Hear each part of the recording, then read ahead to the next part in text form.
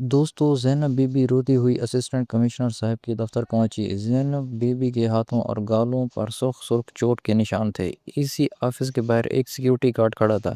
اس نے زینب be be کو روک دیا اور کہا کہ آپ اندر نہیں جا سکتی، لیکن زینب بی بی روتے ہوئے کہنے لگی کہ مجھے اے سی صاحب سے ملنا ہے۔ اگر آج اے سی صاحب سے نہ ملی تو یہ دن میرا آخری دن ہوگا۔ پولیس مجھے ان سے ملوا دو، ورنہ میرا شوہر مجھے جینے نہیں دے گا۔ سیکیورٹی گارڈ نے کہا تم کل صبح آنا، ابھی صاحب کے آرام کا وقت ہے۔ اتنے میں اے سی صاحب نے اپنی کھڑکی سے زینب بی بی کو دیکھ لیا اور فوراً باہر نکلے اور گارڈ سے کہا اس عورت کو آنے دو۔ زینب بی بی دوڑتی ہوئی اے سی صاحب کے پاس آئیں اور روتے ہوئے بولی صاحب میری مدد کیجیے، میرا شوہر مجھے زندہ نہیں چھوڑے گا۔ اے سی صاحب نے کہا تم فکر نہ کرو، اندر چل کر سکون سے بات کرتے ہیں۔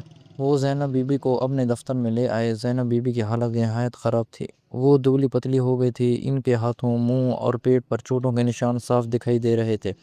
وہ سسکیاں بھر بھر کے رو رہی تھی۔ اے سی صاحب نے نوکر کو کہا کہ انہیں پانی پلاؤ۔ پانی پینے کے بعد زینب بی بی آہستہ سے بولی صاحب میرا شوہر روز شراب پیتا ہے۔ میں صبح سے شام لوگوں کے گھروں میں جھاڑو پونچھا اور برتن مانجھ کر تھوڑے پیسے کماتی ہوں تاکہ گھر چل سکے، لیکن وہ پیسے میرا شوہر چھین لیتا ہے اور شراب میں اڑا دیتا ہے، پھر اسی بات پر مجھے ہی مارتا ہے اور خود کچھ کام بھی نہیں کرتا۔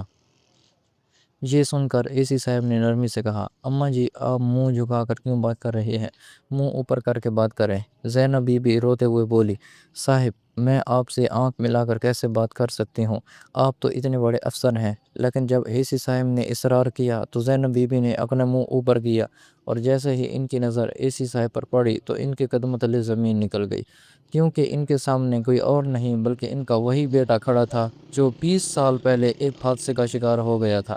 زینب بی بی سمجھ ہی نہیں پا رہی تھی کہ یہ سب کیسے ممکن ہے۔ ان کا بیٹا تو صرف 4 سال کی عمر میں دنیا چھوڑ گیا تھا، لیکن جیسے ہی انہوں نے اے سی صاحب کے چہرے پر غور کیا تو وہی کالا نشان نظر آیا جو ان کے بیٹے کے چہرے پر پیدائشی تھا۔ زینب بی بی حیران تھیں کہ یہ کیا ماجرا ہے۔ اے سی صاحب نے پوچھا اماں جی کیا ہوا، آپ اچانک خاموش کیوں ہو گئے، آپ کے چہرے کے تاثرات کیوں بدل گئے؟ زینب بی بی لرزتی آواز میں بولی صاحب مجھے ایک بات بتائیے، یہ آپ کے چہرے پر نشان کب سے ہے؟ اے سی صاحب بولے یہ تو پیدائش سے ہے۔ زینب بی بی کانپتے ہوئے بولی کیا آپ کی پیٹھ پر بھی ایسا ہی کالا نشان ہے؟ اے سی صاحب چونک گئے اور بولے ہاں میری پیٹھ پر بھی ایسا ہی نشان ہے۔ آپ کو کیسے معلوم؟ یہ سن کر زینب بی بی کے پاؤں کے نیچے سے زمین کھسک گئی۔ انہیں یقین ہو گیا کہ یہ ان کا کھویا ہوا بیٹا ہی ہے، کیونکہ ان کے 4 سالہ بیٹے کے جسم پر بھی بالکل ایسے ہی نشان تھے۔ زینب بی بی روتے ہوئے چلائیں بیٹا تم ہی میرے بچھڑے ہوئے بیٹے ہو۔ لیکن اے سی صاحب حیران ہو کر بولے ماں جی آپ کیسی باتیں کر رہی ہیں، یہ کیسے ممکن ہے؟ پھر زینت بی بی نے کہا آپ کے والدین کون ہیں، مجھے بتائیے۔ اے سی صاحب بولے میرے والدین تو اسلام آباد میں رہتے ہیں۔ زینت بی بی سسکیوں میں بولی میرا بیٹا 4 سال کی عمر میں مجھ سے بچھڑ گیا تھا، اس کے بعد وہ مجھے کبھی نہ ملا۔ میں اور میرے شوہر یہی سمجھے کہ وہ دنیا سے جا چکا ہے۔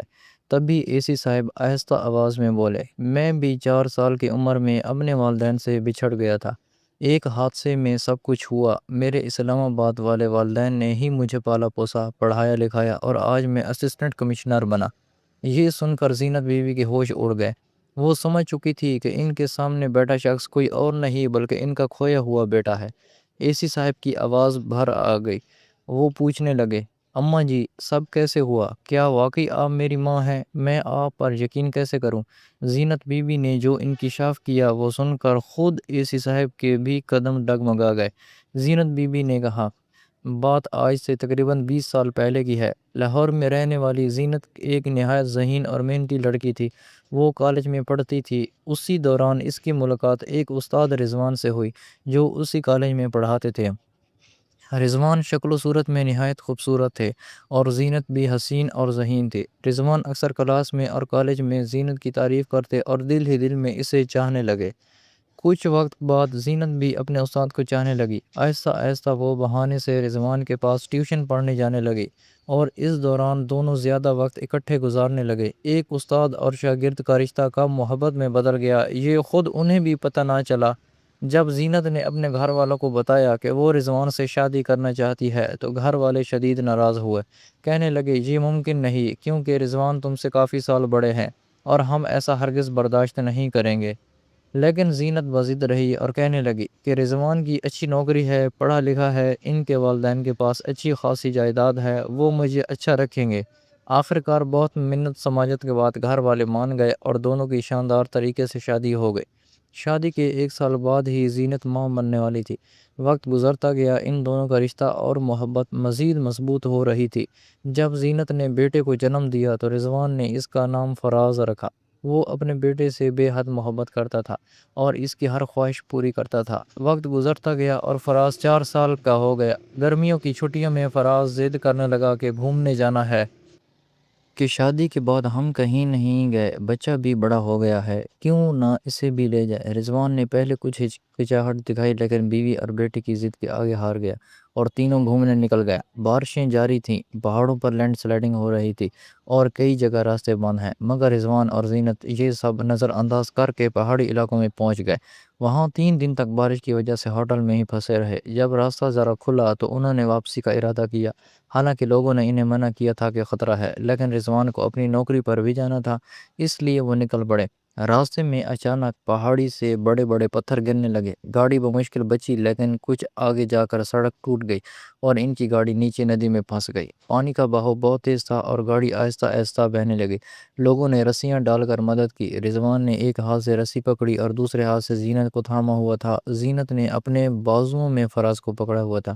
جیسے ہی لوگ انہیں کھینچ رہے تھے، اچانک فراز ہاتھ سے چھوٹ گیا اور ندی میں بہہ گیا۔ شام کا وقت تھا، اندھیرا چھا رہا تھا۔ زینت چیخ چیخ کر پکارنے لگی، فراز فراز۔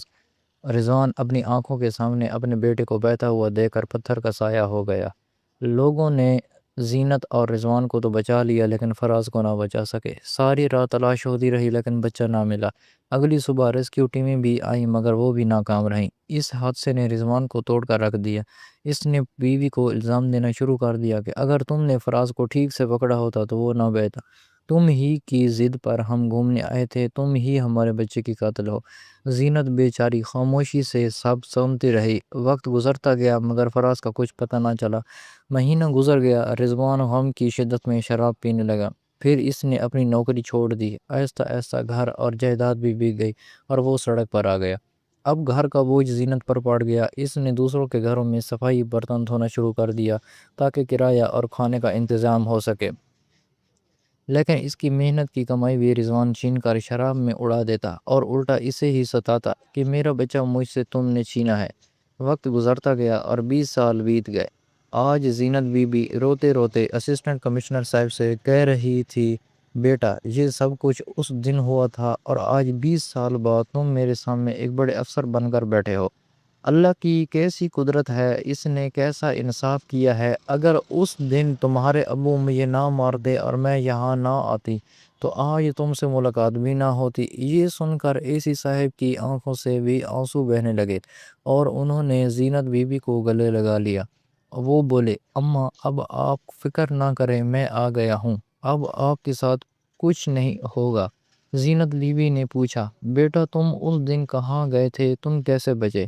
اے سی صاحب بولے، یہ تو مجھے بھی نہیں پتا، یہ سب میرے اسلام آباد والے والدین ہی بتا سکتے ہیں، کیونکہ اس وقت میں بہت چھوٹا تھا اور بعد میں تو میں نے انہیں ہی اپنے والدین مان لیا۔ پھر اے سی صاحب نے اپنے اسلام آباد والے والدین کو فون کیا اور ان کی بات زینت بی بی سے کروائی۔ انہوں نے پوری حقیقت بتائی کہ وہ بھی گھومنے آئے تھے اور راستے میں انہیں ایک بچہ زخمی حالت میں ندی کنارے ملا۔ انہوں نے بچے کو اسپتال پہنچایا جہاں 1 دن تک علاج ہوتا رہا۔ ہوش میں آنے کے بعد بھی بچے کو کچھ یاد نہیں تھا۔ وہ خراش تھا چونکہ ان کی شادی کو 8 سال گزر چکے تھے اور اولاد نہیں تھی۔ اس لیے انہوں نے فیصلہ کیا کہ اس بچے کو ہی اپنا بیٹا بنا لیں۔ پھر انہوں نے فراز کو پالا پوسا، پڑھایا لکھایا اور آج اسے ایک اسسٹنٹ کمشنر کے عہدے تک پہنچا دیا۔ یہ سن کر زینت بی بی اور اے سی صاحب دونوں کی آنکھوں سے آنسو جاری ہو گئے۔ آخر وہ کیا کہتے، جو ہو اللہ کی مرضی سے ہوا۔ جب سے اے سی صاحب نے کہا کہ میرے سامنے میری اصل ماں ہے تو اسلام آباد والے والدین نے بھی خوشی سے کہا، بیٹا یہ بہت بڑی بات ہے لیکن ہم ہمت مت بھولا۔ اے سی صاحب نے فیصلہ کیا کہ وہ اپنے اصل والدین کے پاس بھی جائیں گے۔ زینت بیوی نے کہا بیٹا تمہارے ابو تمہارے جانے کے بعد بالکل بدل گئے تھے۔ جب تک ہم ان کے ساتھ تھے وہ بہت اچھے انسان تھے، تم سے بہت محبت کرتے تھے۔ آج جب وہ تمہیں دیکھیں گے تو بہت خوش ہوں گے۔ پھر جب اے سی صاحب اپنی ماں کے ساتھ اپنے اصل باپ کے پاس پہنچے اور جھونپڑی کے دروازے پر دستک دی تو اندر سے رضوان باہر آیا۔ اس کی داڑھی بڑی ہوئی تھی، حالت خراب تھی اور وہ نشے میں ڈوبا ہوا تھا۔ زینت بی بی بولی دیکھو میرے ساتھ کون آیا ہے۔ رضوان بولا کون ہے، کس کو لائی ہو؟ جیسے ہی اس نے اے سی صاحب کو دیکھا تو چونک گیا اور کہا یہ کون ہے؟ زینت بی بی نے کہا یہ تمہارا بچھڑا ہوا بیٹا ہے، یہ فراز ہے۔ رضوان بولا مجھے پاگل مت بنا، یہ تمہاری کوئی چال ہے، میں نشے میں ہوں، میرا فائدہ مت اٹھاؤ۔ زینت بی بی بولی ذرا غور سے دیکھو، اس کے چہرے پر وہی نشان ہے جو فراز کے چہرے پر تھا، اور اس کی پیٹھ پر بھی وہی نشان ہے۔ رضوان نے جب غور سے دیکھا تو حقیقت مان گیا اور روتے ہوئے بیٹے کو گلے لگا لیا۔ اے سی صاحب نے بھی اپنے والدین کو گلے لگا لیا۔ 20 سال بعد ماں باپ اور بیٹا دوبارہ مل گئے۔ اصل جیت تو زینت بی بی کی تھی، جنہوں نے 20 سال شوہر کے ظلم برداشت کیے، دوسروں کے گھروں میں صفائی برتن کیے، محنت مزدوری سے گھر کا چولہا جلایا اور آخرکار بیٹے کو واپس پایا، وہ بھی ایک بڑے افسر کی حیثیت سے۔ اے سی صاحب نے فیصلہ کیا کہ اب ان کے اصل والدین بھی ان کے ساتھ رہیں گے، اور جن والدین نے انہیں پالا پوسا، پڑھایا لکھایا اور اس مقام پر پہنچایا وہ بھی ان کے لیے والدین ہی رہیں گے۔ وہ دونوں ہی خاندانوں کو ساتھ لے کر چل رہے تھے۔ دوستو اس کہانی سے ہمیں یہ سبق ملتا ہے کہ اللہ کے بندوں کی آزمائش ضرور لیتا ہے، لیکن کبھی بھی ان کے ساتھ نا انصافی نہیں کرتا۔ اس کی قدرت نرالی ہے، وہ بچھڑوں کو بھی ملا دیتا ہے۔ اگر آپ کو یہ کہانی پسند آئی ہو تو اسے لائک اور شیئر لازمی کرنا ہے۔ ملتے ہیں اگلی ویڈیو میں، تب تک کے لیے اجازت دیجیے، اللہ حافظ۔